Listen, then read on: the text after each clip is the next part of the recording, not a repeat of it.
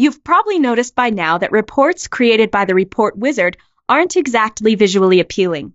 In fact, some of them are downright ugly. Fortunately, though, it's pretty easy to adjust a report's formatting to make it attractive and streamlined. This report was generated by the report wizard. It lists the individual sales of every product at our restaurant grouped by product type. Needless to say, this report is not ready to share with other people. We're going to fix it up and make it look presentable. To edit the formatting of a report, switch to Design View by clicking this button. The first thing we want to do is get rid of these Summary for Product Type rows. They don't add any useful information and are kind of in the way. Clicking one row selects all of them. To get rid of them, press Delete. Next, let's work on these columns on the right side. Right now, they're way too small and too far to the right. We can move this column of numbers farther to the left by selecting it and pressing the left arrow key. However, notice that this didn't move all of the numbers in the column, only the numbers that correspond to individual products. We should also move the totals, the grand total, and the column heading. We can move all three at once by holding Shift and clicking on each one.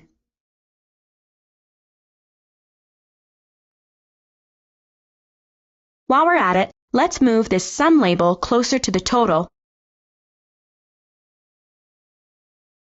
Just like Excel, Access changes numbers to number signs when their cells aren't big enough. We can expand this column of cells by clicking, then dragging the left side out.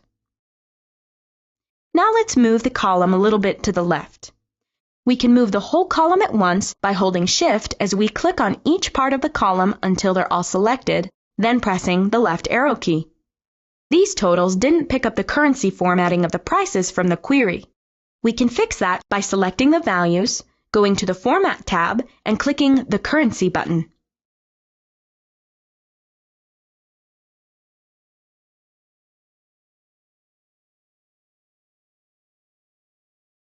Now let's get rid of these dark outlines.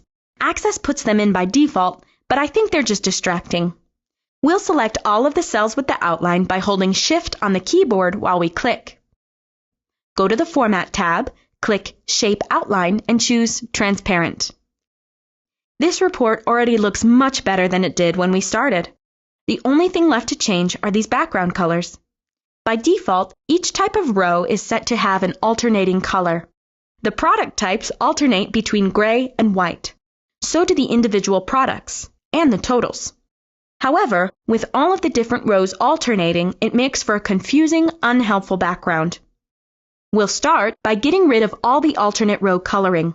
Select a row, go to the Format tab, click the Alternate Row Color button, and choose No Color.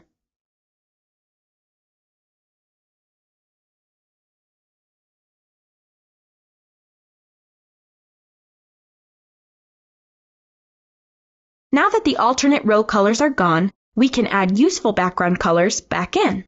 Let's select the product type rows, go to Shape Fill, and select a color. We can use the same process to add color to this cell. Let's format the grand total row with the same color.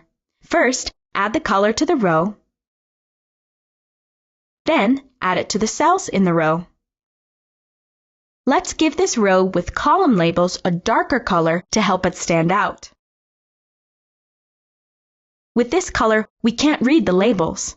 We can fix that by changing their font color. Select all four of them, then change their color with this button in the font group. As a final step, let's change the background color of the title row to white.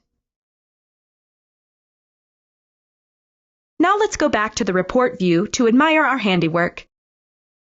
This looks pretty good.